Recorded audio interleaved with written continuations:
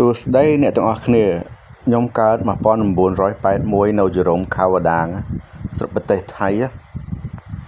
កាលហ្នឹងសបាយអពតពេលចប់អពតហើយនឹងកន្លងផុត2ឆ្នាំទៅ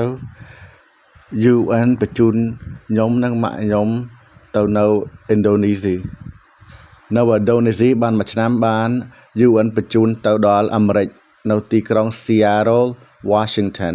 ខ្មែរយើងហៅ Washington ណាពេលខ្ញុំទៅដល់អាមេរិកអាយុខ្ញុំ3ឆ្នាំជាងខ្ញុំនៅអាមេរិកតាំងពីតូចទៅដល់ធំខ្ញុំបានចូលរៀនថ្នាក់ពីទីបតីទៅដល់ថ្នាក់ទី12ហើយនឹង12ហើយខ្ញុំចូលមហាវិទ្យាល័យកាលខ្ញុំនៅថ្នាក់ទី11ខ្ញុំចេញពីរៀនមកខ្ញុំទៅធ្វើការនៅ McDonald's ហ្នឹងជា restaurant burger ល្បីជាងគេក្នុងពិភពលោកហើយនឹងឥឡូវខ្ញុំមកនៅស្រុកខ្មែរតាំងពី